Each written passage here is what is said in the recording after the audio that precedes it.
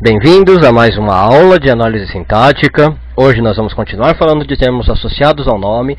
Vamos dar um foco no complemento nominal e, se der tempo, vamos falar de aposto e vocativo, que são os dois últimos termos ligados ao nome.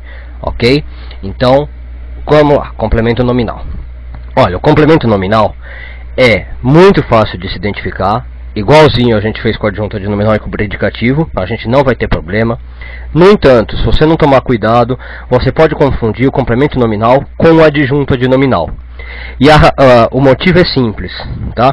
O complemento nominal, ele é uma qualidade velha também. Vocês lembram do adjunto de nominal? No último vídeo, a gente falou que ele era uma qualidade velha, conhecida antes da ação. O complemento nominal também. E aí você vai perguntar, nossa, e agora? Como é que eu reconheço um complemento? Como é que eu não confundo com a adjunta de nominal? O que eu faço? Começo a chorar? Não, não precisa se desesperar. Porque ele tem um diferencial. Ele é uma qualidade velha, mas ele tem um sentido passivo.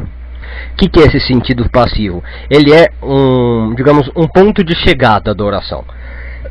Ele não está geralmente envolvido numa construção ativa, numa voz ativa. Né? Ele tem sentido de voz passiva. Aliás, esse é o teste bom para a gente reconhecer o complemento nominal. O complemento nominal vai ser mais facilmente reconhecido através de um testezinho que eu vou mostrar daqui a pouco. Aliás, o adjunto e o predicativo a gente viu um teste bem eficaz também, que era aquele teste da troca por pronome. Né? Eu trocava o sujeito por um pronome e o que sumisse era adjunto, o que ficasse era predicativo. Por exemplo, aquele caso que eu passei, as pensões alegres dormiam tristíssimas, né? Elas dormiam tristíssimas, o alegre sumia, virava adjunto. Aqui a gente vai ter um testezinho para fazer também, e vai ser o jeito mais fácil de reconhecer o complemento. Mas é bom entender também que o complemento é uma qualidade velha, só que com um sentido passivo, um sentido de ponto de chegada. Então vou pegar aqui uma oração para a gente usar como exemplo. A produção de desigualdades continua. Eu tirei do jornal essa aqui, né? A produção de desigualdades continua. Então vamos lá. A produção é o nosso sujeito, continua é o nosso verbo, eu não vou entrar muito em detalhe por causa disso. O nosso problema, digamos, nossa questão aqui é saber esse de desigualdades. É um termo associado ao nome, está na cara, né? Porque a produção de desigualdades está ligado a essa produção. Agora, bom, a aula de complemento nominal vocês já sabem que é um complemento. Mas dá para sentir que ele é uma qualidade velha, porque olha, a produção de desigualdades continua. A produção já era de desigualdades antes do verbo continuar a aparecer. Então ele é uma qualidade velha, é uma qualidade que já estava revelada antes do continua aparecer na sentença. Né? É que nem aquele caso, a casa do século XIX desabou. A casa já era do século XIX antes de desabar, né? Aqui é a mesma coisa. E tem aquele sentido de passivo que eu falei. A produção de desigualdades. Percebem como esse de desigualdades é um ponto de chegada da oração? É a produção das desigualdades. Esse desigualdades não está como ativo na frase, ele está como passivo. Agora, se isso não ficou muito claro, vamos fazer o teste. O teste que eu proponho é ótimo, né? O teste que eu proponho para a gente fazer é o teste da transferência do verbo, que é justamente isso que eu falei, tentar transformar a frase da voz passiva, dessa voz aí que veio, para uma voz mais passiva. Então eu pego o termo que eu estou em dúvida, que no caso é o de desigualdades, e tento transformar em sujeito. Se ele virar sujeito, é complemento nominal. Aliás, quando ele virar sujeito, ele também vai fazer uma voz passiva, porque ele é uma qualidade velha com sentido passivo. Então, quer ver? Ficaria alguma coisa desse tipo aqui. As desigualdades continuam sendo produzidas. Olha lá que legal. Tá vendo? Então, as desigualdades, ou de desigualdades, virou um sujeito e numa construção de passiva, né? Continuam sendo produzidas. Ok? Então, acho que deu para perceber como é que eu reconheço o complemento nominal. Eu faço o teste da transferência do verbo. Né? Pego lá a frase, a produção de desigualdades continua, faço o teste, vira as desigualdades continuam sendo produzidas. Então, se o termo é sujeito e ou cria uma voz passiva, ele é o complemento nominal. Ok? Quando eu passei para cá, virou as desigualdades continuam sendo produzidas. Eu quero ressaltar agora como a gente não vai se confundir com a adjunta de nominal. Vou pegar o mesmo exemplo que eu usei no outro vídeo, que era a casa do século, vou abreviar aqui, né? do século XIX, opa, esse aqui é maior, né?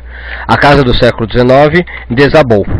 Nesse caso, como a gente já viu, também tem a qualidade velha, né, do século XIX, ele some lá com o teste do pronome, tudo igual. Só que eu não consigo fazer o que eu fiz aqui com o complemento. Eu não consigo criar uma frase desse tipo aqui.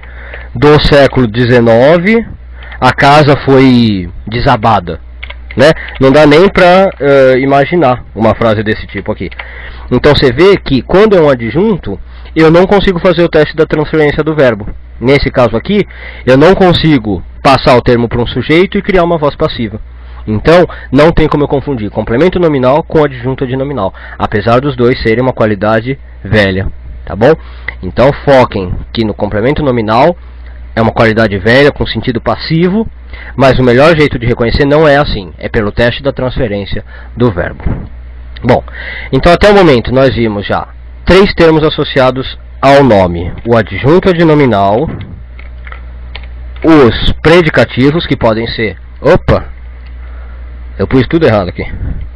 Então foram os adjuntos adnominais, os predicativos, que podem ser dos sujeitos ou do objeto, e agora a gente acabou de ver o complemento nominal. Deixa eu limpar isso aqui, para ficar mais claro. Isso, então, ó, adjuntos adnominais, predicativos, vou dar um espaço aqui também, e complementos nominais. Na próxima aula, a gente vai ver os dois últimos que faltam, que são apostos e vocativos. São bem fáceis, bem tranquilos. E eu já vou começar também com o roteirinho de termos associados ao nome. Lembra que a gente viu um roteirinho para termos associados ao verbo? Eram 5 passozinhos que a gente seguia. Para o nome também tem um roteirinho com 4, 5 passos. E aí você sabendo esses 2 roteirinhos, você já está fazendo 90% das análises sintáticas. Depois só o que vai ficar faltando são as orações coordenadas, né? As orações um pouquinho maiores. Aí a gente vai ter coordenada, subordinada, né? Orações compostas. Aí a gente vai começar a ver isso a partir dos outros vídeos. Mas no vídeo que vem, a gente vai acabar com termos associados ao nome, ver o roteirinho desses termos associados ao nome. E acho que eu vou fazer mais um videozinho de exercício, né, pra gente praticar tudo aí, ligando verbos e nome. E partir para as orações mais complexas, como eu falei, as coordenadas, as subordinadas. Tá ok?